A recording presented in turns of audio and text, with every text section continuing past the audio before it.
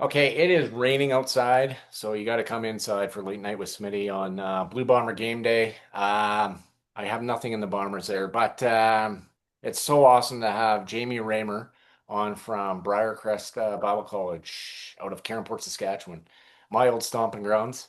And so, yeah, it's awesome to have you on. We've kind of connected through, the world of social media and all that fun stuff. And realizing you were there in 1994, I was there from 92 to 96, and yeah, I think the older you get, the age gap kind of we were the same age, but you know what I'm saying. Like when Mm. you're in grade seven, you feel like the people in grade 12 are way above you. So it comes full circle. So it's Yeah, good. fantastic. Yeah, it's great to yeah, just to be able to join you and yeah, Mhm. learn more about these overlapping connections that we probably didn't know of at the time. But Yeah, most definitely right. And you serve now as the assistant athletic director and also the chaplain for the teams. Is it all the teams, or how does that look for you? yeah, so it's looked a little bit different, but I've basically a part of supporting all of our teams with their chaplains. So each team will have their own chaplain. And then my role has been just supporting them and encouraging them, equipping them. And then this year as well, just having the opportunity to step in as the chaplain for the men's hockey team directly as well. So yeah, Right on. And so how long have you kind of been doing that role, etc.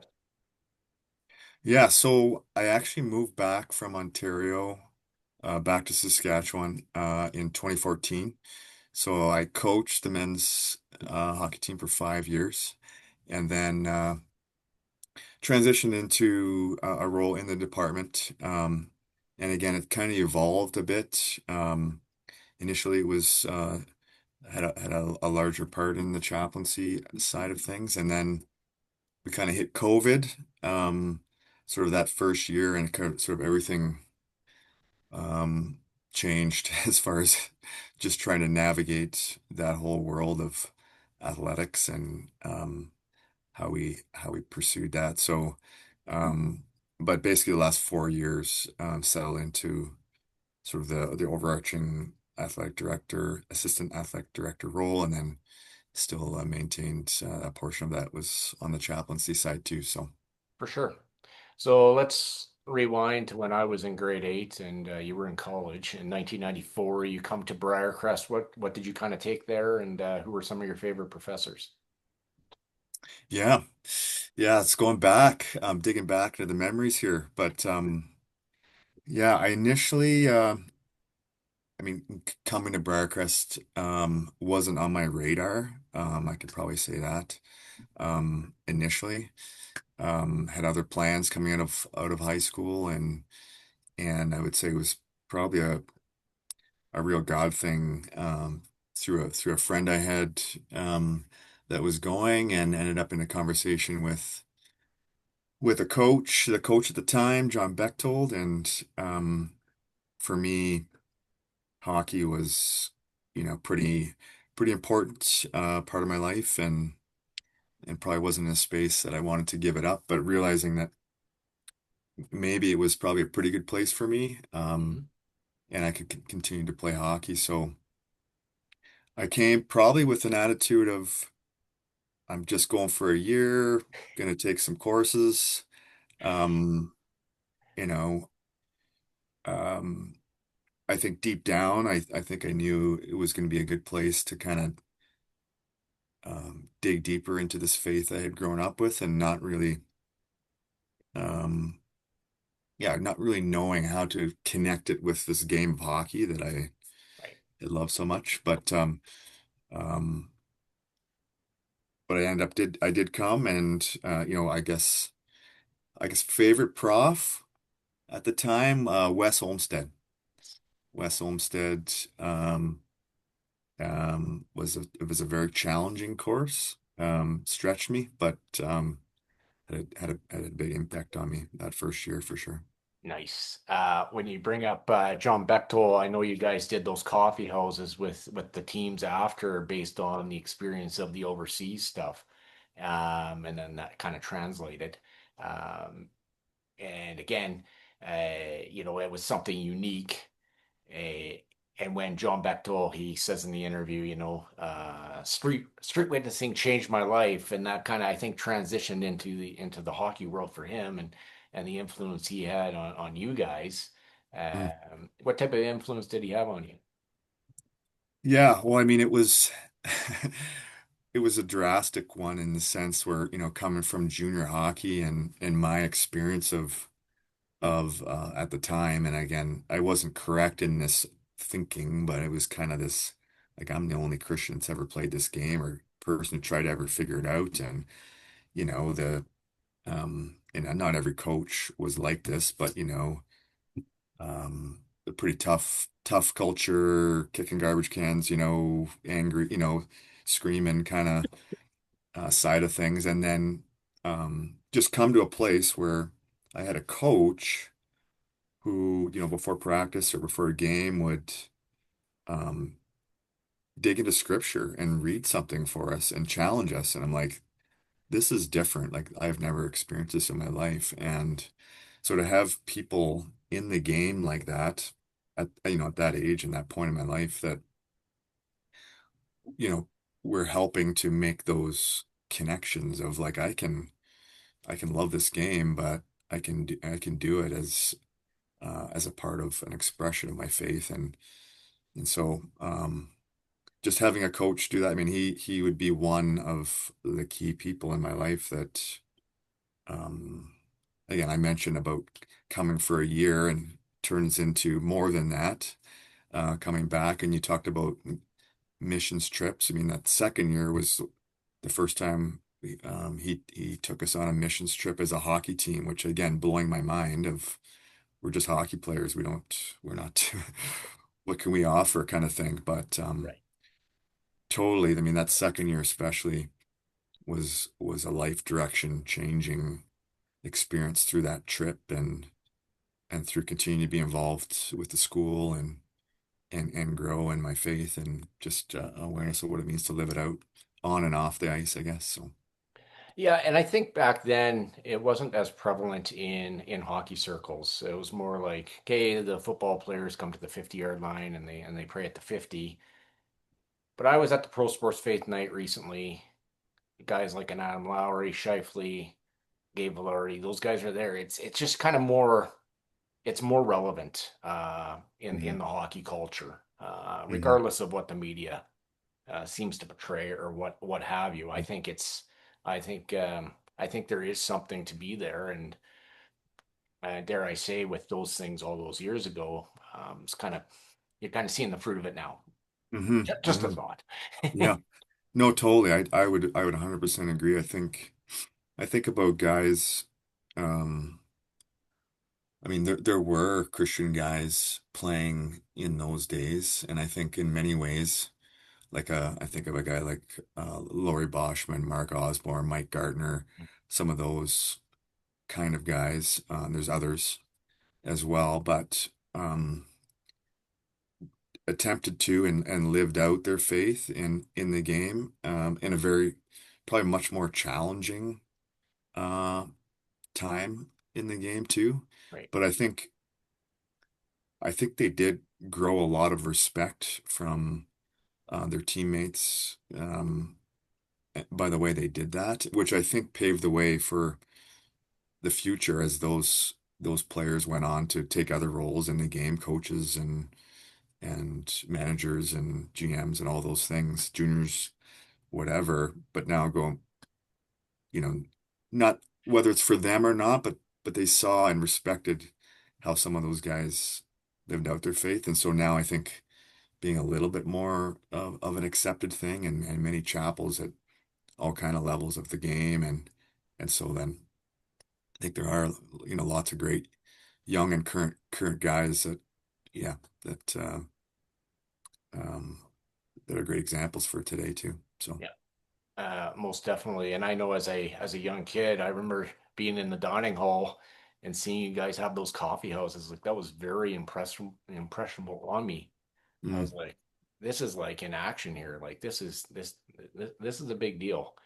mm, And again, everybody in Saskatchewan knows what Briercrest Cairnport's about, and that was a shining example mm, of mm. that. So yeah, that was good. That was very good. Um, so what are kind of your day-to-day operations? Just what does it look like to be a chaplain, and then what does it look like to be an assistant athletic director? Do you report to Mr. Peters? Yeah, so it's been another year of transition. So um, as Stan stepped away from the athletic director role, we had an interim last year. Another hockey alumni, Stephen Clements, actually stepped in for last year, and then Nigel Mullen actually has taken over as the athletic director Okay. as of April um, of this year. So it's a big undertaking for him. Still coaching as well with the volleyball team. Hmm. He's been a successful coach and for many years.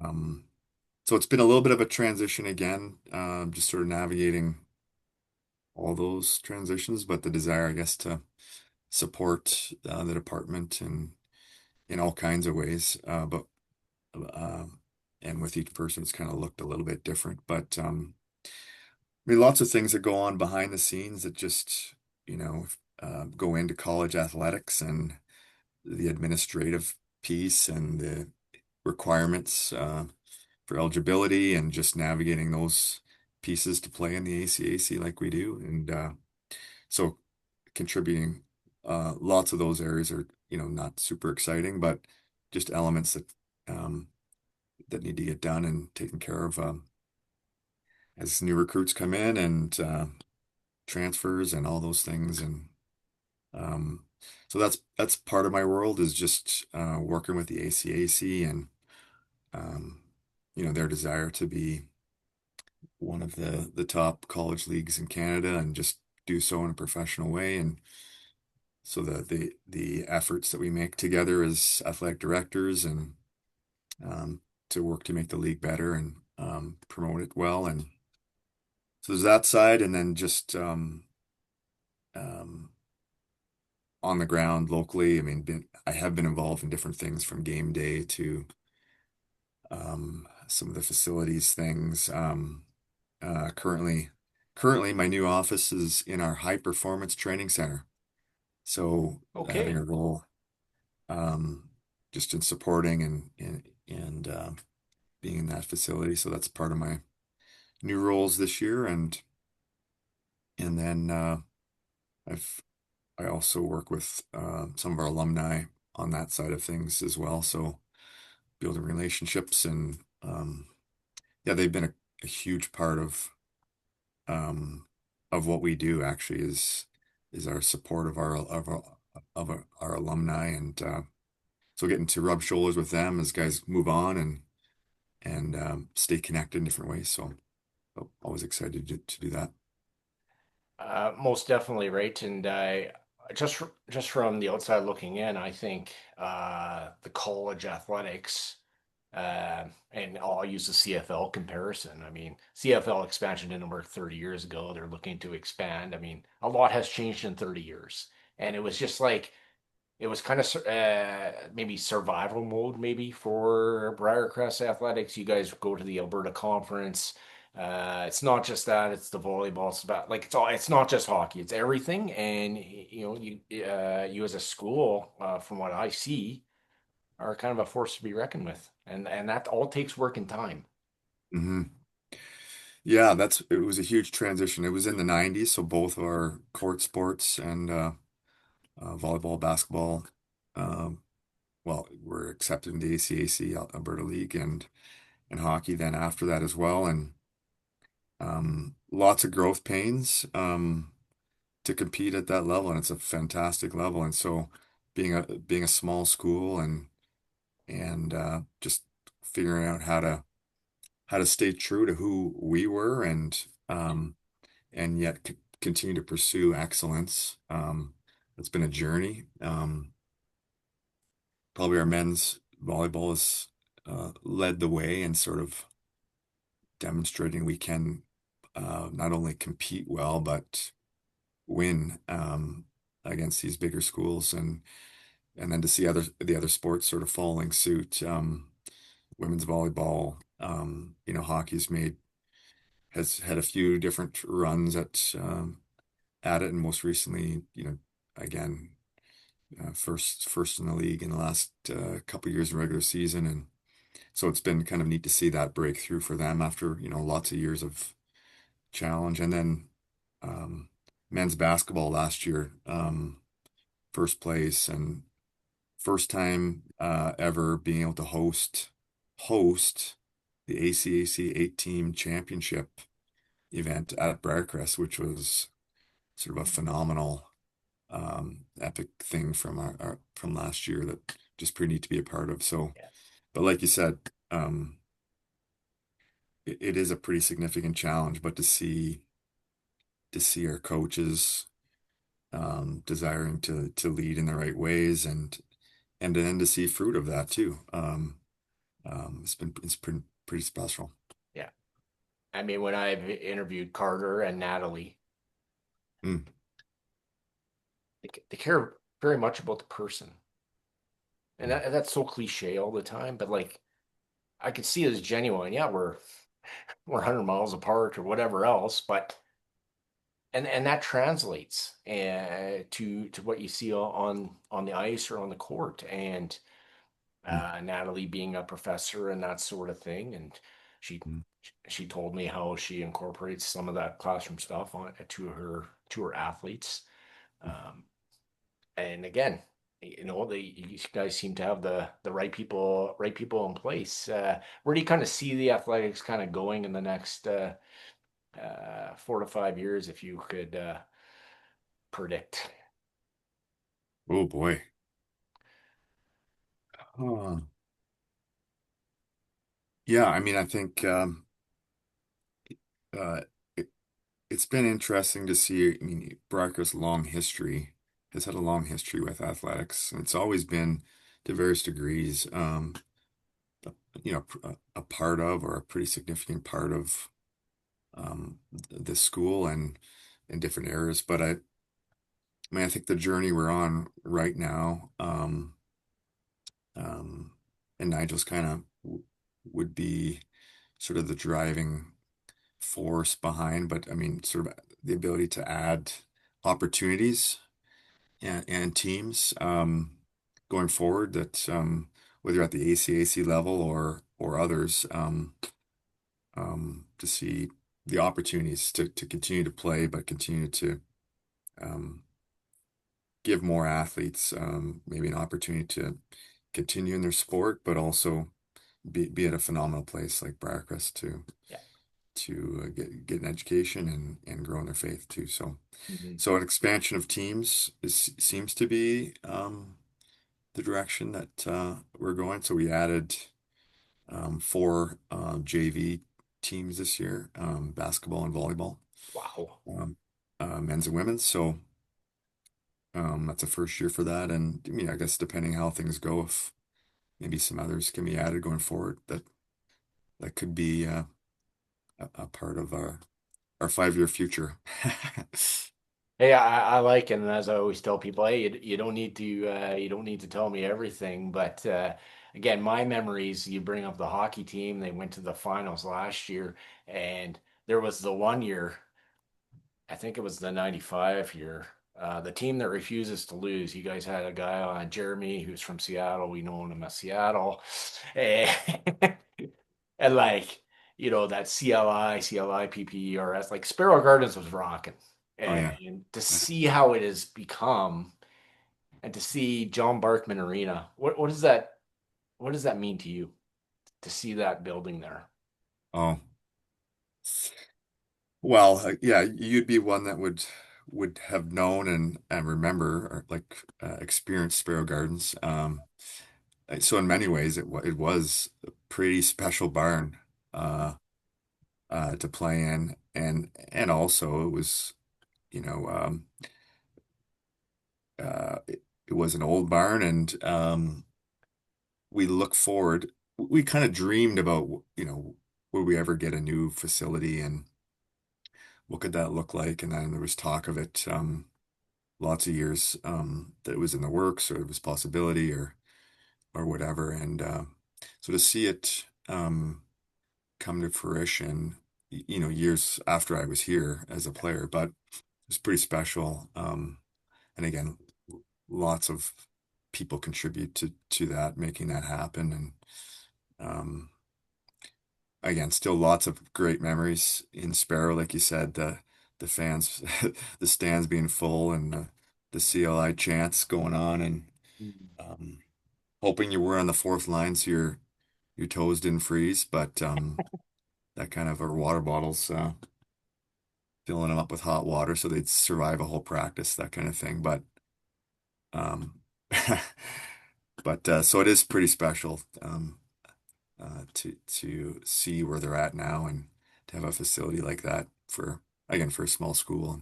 But Yeah, most definitely right. And one of my memories from Sparrow Gardens was the lime roll that you guys had. This is going back 30 years ago.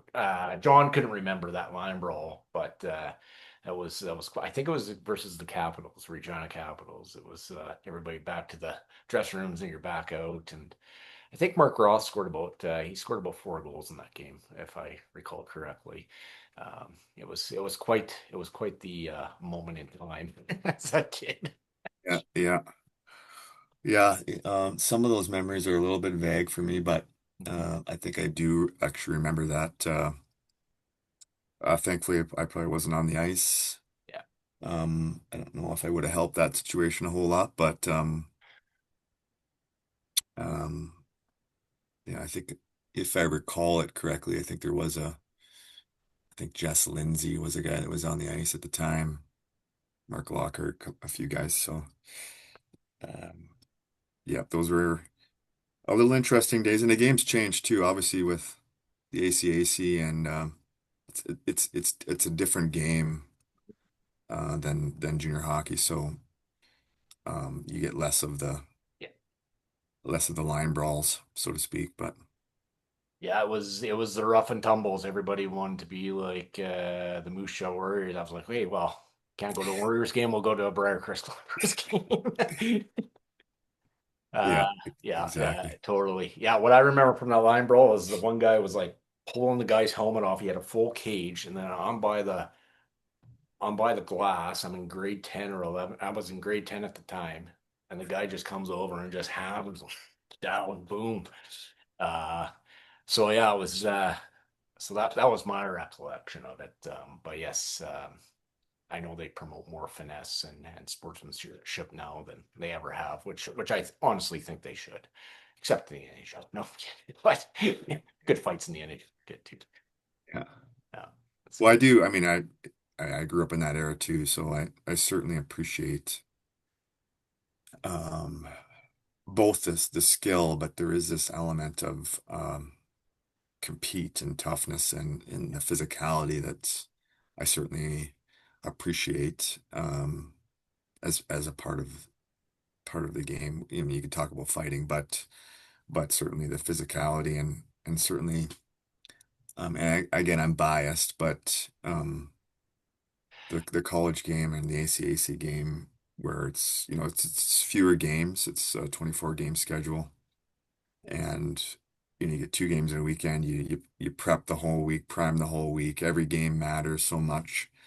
The intensity and compete that you'll see on a Friday, Saturday is quite something, as far as a fun brand of hockey to watch. That, again, college university hockey in Canada is probably the most undervalued level of hockey in Canada, as far as um, compared to junior hockey or whatever. But it's quite a good game if people take an opportunity to take it in. So no doubt. Who have been some of kind of your role models and mentors in your life? You mentioned, well, I asked you who your favorite professor is, West Olmsted. And, yeah, so any role models, mentors that you've had in your life that have played a significant role? Hmm. Yeah, I mean, I can expand uh,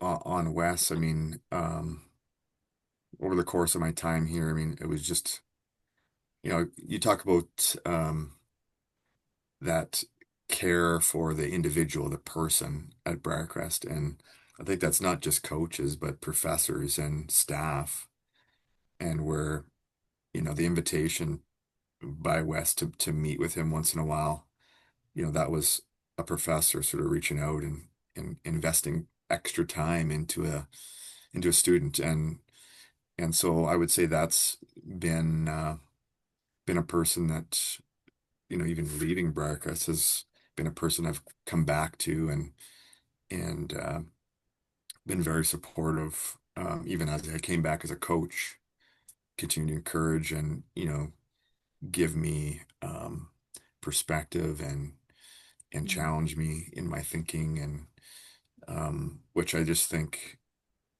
for anyone, having a mentor, having people that who care about you, but are willing to encourage you and challenge you, just to continue to grow and being the men that I think God's called us to be. So that'd certainly be one person that has meant a lot to me. Um, the other one I'll say, I mean, I hesitate leaving someone out, because I'm very thankful for the people that have um, invested time in my life. Ed Sidebottom was a gentleman here, while I was a player, another person invested in my life. Um, Stephen Clements, again, another former college player, uh, from the early, late 70s, early 80s era. Um, when I came back as a coach, was someone who I'd connected with very early on, and was sort of a part of a coaching council for me, and again has grown into um, just being just another person who has offered lots of life and leadership and faith, wisdom in my life, and is always willing to connect and meet, um, when or as needed. And so again, that's a short list, but I think a few people that I think of, um, that have had a pretty significant impact on me for sure.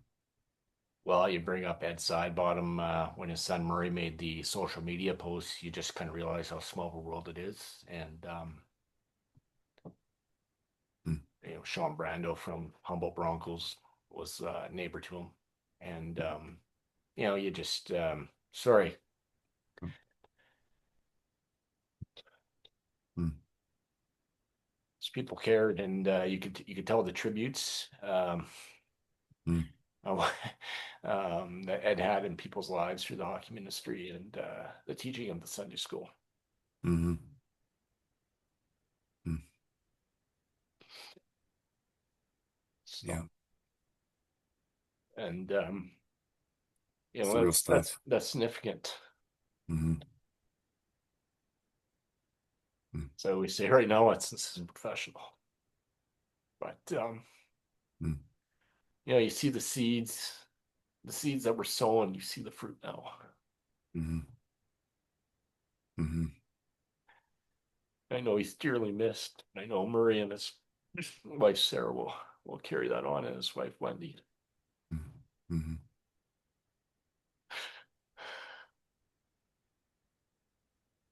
I don't even have a cognac box here. Um, that's good. That's good stuff. Mm. I don't even know where a transition from here. Um, yeah, guys like the Bechtels. Any Any conversations, any relationship you had with Lloyd Friesen? I can't leave him out. Yeah. Yeah, I mean, I had the opportunity to work um in the same department with him for um a number of years as well. I mean, a little more separated. I kind of came in um and he had interim coached again the year before I came. So he's very helpful in sort of setting me up for success and giving me feedback and stuff like that. And then he's been was involved with the arena and different things too. So yeah, yeah, yeah, Uh, lots of different touch points. Yeah. yes. Any relation with Matt Mello? I know I'm kind of throwing some names out here, but he's the Whitmer Flyers head coach. Yes. And so he didn't realize how close knit, but I know you must have had some relation there too. Yes. Yeah, I would say Matt's been a pretty special person. He actually came in second semester of my first year as a player. Hmm. Um, um, Battled a little bit of injury, and yet was you could just tell he was still a pretty significant part of our team and the way he contributed and battled through that. And then um, just a guy that um, became a friend. I mean, he was a player and became a pretty dear friend of mine, an encourager, and tried to encourage him. So even though he went back to Ontario, um, and then um, as I transitioned out of coaching, just the he ended up being one that we brought in as one of the coaches to follow up, along with Brad Cole, who formed just a fantastic team to sort of take that next step with the team. So then having again Matt here again was pretty special. And I think a pretty important time for him to grow as a coach. Hmm. He had a lot to offer, um, and even as a person. Um, so it was neat to see him through those years, and just how they led the team and just you know took the team to the next level. And um, like a highlight was being with them the first year we had made playoffs again and went into Red Deer on the road and swept two games. And again, it's a real highlight to be with those two guys and that team and just yeah, just to see all the lots of hard work of many people over many years, to be sort of at that point. And then to keep in touch as he moved on and he actually went back, was coaching a bit at the University of Western, which again, small world stuff. But when I was in Ontario, um, I was the chaplain for the University of Western hockey team, and so to see him go back and now coach alongside some of the Clark Singer and who was the head coach, and just to see the opportunity he had there, and I think the place he had there, and then yeah, I just to see him get an opportunity then in Winkler. Um, it's been pretty neat. I mean, it's pretty big shoes. It felt like to follow up, and you did a phenomenal job, I think, of stepping into that. And so it's to see him flourish as a person and in his faith, and as a coach, it's just been so fun to see again from a distance a little bit, um, but yeah, pretty special person for me for sure. Yeah, because I mean he comes in, he wins Coach of the Year first year, and going up against some heavyweights in this league with Break Spiller out of Portage, Paul Dick here out of Steinbach, and to see that and yeah, it's yeah, definitely that influence, right? And again, in the day of social media and living online, and yeah, I like to live there too, but so I have, um, I try not to as much, but to have people on like yourselves and interactions, like we all need each other. I don't Mhm. care what what the daily current is. We all need that feeding and that investing, right? So that plays a huge part. And when Matt says, he could sit there and he could cry about his time at Briercrest. It just goes to things you've just said, um, and that sort of thing. And that's big, as far as that goes. Mhm. Um, just a few more things before we let you get on with your day. Yeah, for sure. Where, yeah, where do you kind of see yourself? Kind of in the. I know I kind of said the 5 year before, but what does life look like for Jamie in the next five, or that sort of thing? And then we'll ask you about the Blue Jays. Yeah. Yeah, that's an interesting question. I think I have been on a bit of a journey this last few years. Um, finding different ways to contribute to what we're doing here and what's going on here, and enjoy doing that, and also really settling in. I think more so, um, just being comfortable that a lot's of my real passion, it flows out of those experiences of the people that invested time into me as a young athlete and mentored me and discipled me. And so those opportunities to just walk with people, wherever you're at, um, as a chaplain or just as people. Um, uh, and I'm not sure where that's all going to take me, but I think just being open to the opportunities that come to walk with young athletes or people is are just things I'm going to keep leaning into. Right. Whether it's a small capacity or in small ways. But so again, being available to serve the Moose Jaw Warriors as a chaplain or encourage chaplains even out from Briercrest around Saskatchewan, the SJHL or wherever. I just think that's a lots where my heart lies, and just being able to support people the way I was supported and encouraged in so many ways. So we'll see where that goes, but Yeah. that's where I'm at. It's life's journeys, and again, I'll go back to Bechtold when he says, like he was teaching, and now he does the hockey ministry thing, like, and I think, like, who does that, right? But you can see God's hand in his life, Mm, and no one in my if people want to come and argue with me on that, you know fine, but that's what I think. And you know yeah, because again, it's that appreciation. We've had billets in our home, and they text me and they go, Steve, I just want to let you know that we built a relationship for life. It's like, mm, oh wow. And mm. he's a Riders fan. It's good. But it's like, oh, you're like, you're doing something right. You feel like you're Mm, doing something, and mm, it's that investing, as you say, right? mhm, Uh, 'Cause hockey is just the small glimpse of the big pie. mhm. That's good. And sometimes you don't always know the impact or influence that you can have or Mhm. have had. Um, I mean, it's always encouraging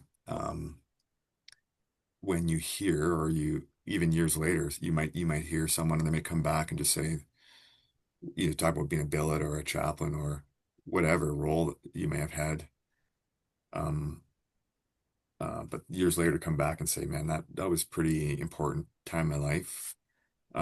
So I always encourage people um, to let people know, because sometimes you may be doing things and I'm going, what, am I having an impact, or am I encouraging anyone, or you know, um, um, yeah, that's pretty neat. Um, so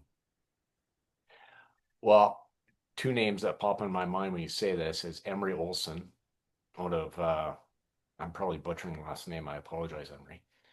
Head coach for the York Terriers, spent time at Briercrest, and mm, his journey there too, mm, and the people that invested. Uh, mm, I will bring up the late Rob Trombley. So I was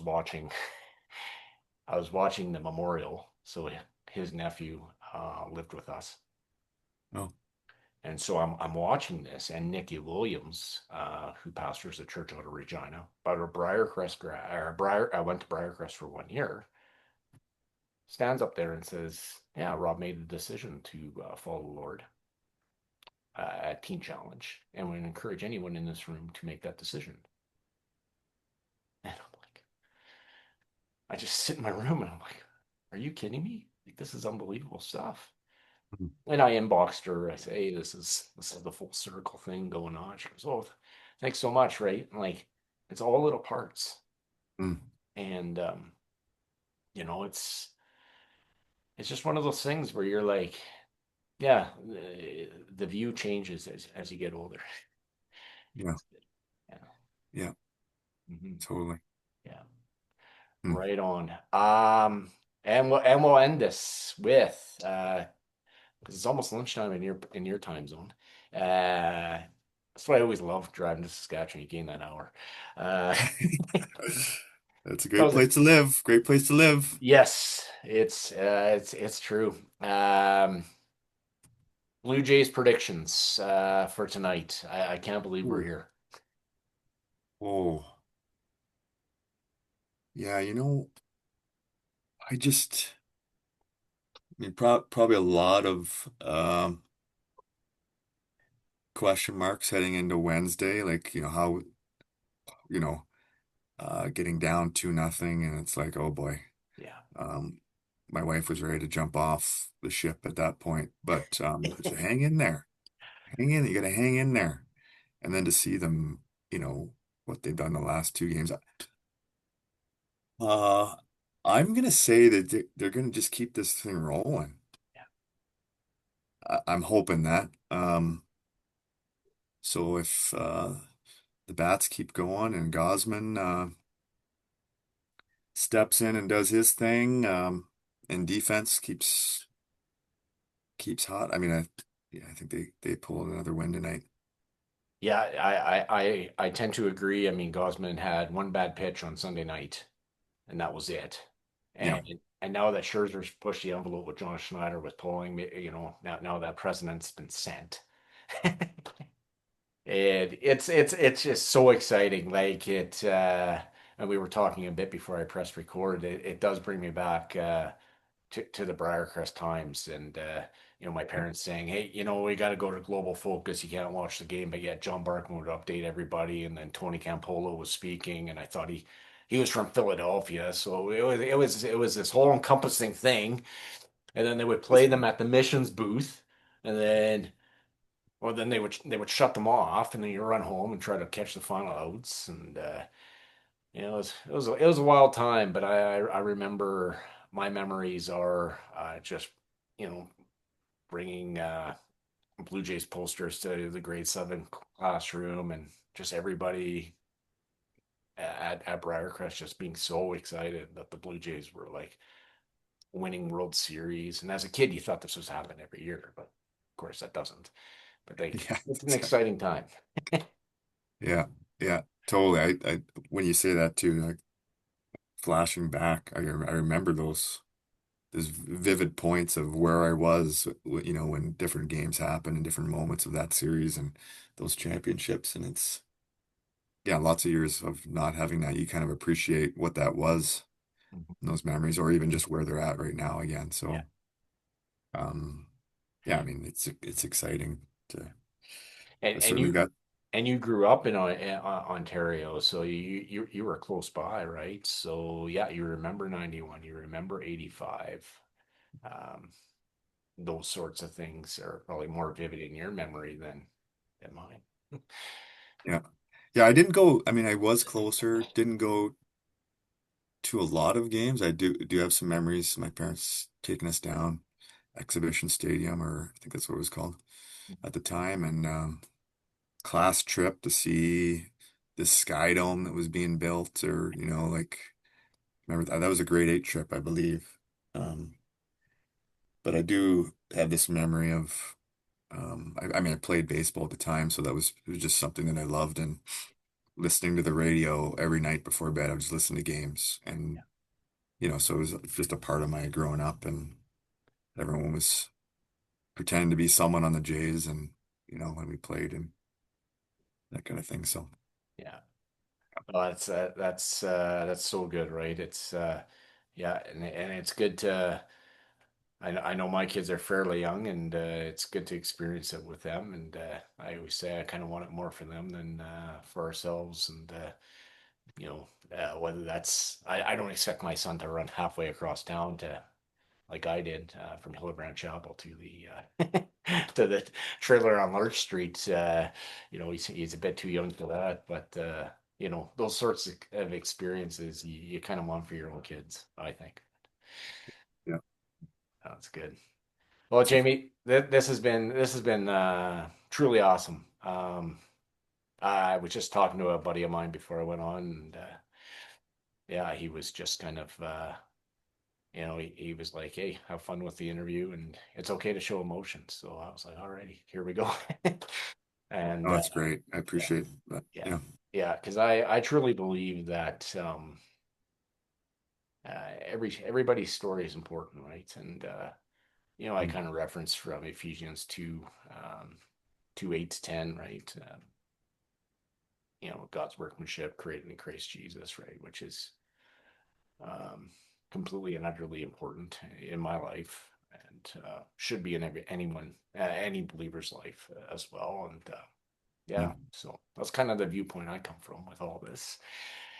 And yeah, it would be awesome to if you're ever in the Winnipeg area, or um, next year I plan to take my kids to Labor Day, so maybe we'll make our way out to Briercrest, and Oh, we can touch oh, base. wait, I head that way a little bit more often now. My son Brody, and his wife Maya moved to Portage, Okay, and he's actually opened a new gym facility in Portage. So I do now head that way to see them from time to time. So I get okay, close. yes. Well, Um, I go there for the to see the Steinbach Pistons sometimes, so I'll make a mental note of that, and we'll go from there. But yeah, that's yeah, if you need a lift, Uptown Fitness, I'll connect you. Uptown Fitness. Okay, There okay, you I appreciate that. go. Well, all the best, Jamie, with your time there, at Briercrest, and yeah, God bless you and your family and everything else, and have a great weekend. All right. Thank you very Okay, much. Good to be on. good to be Have a on. good Yeah, day. for sure. Take care.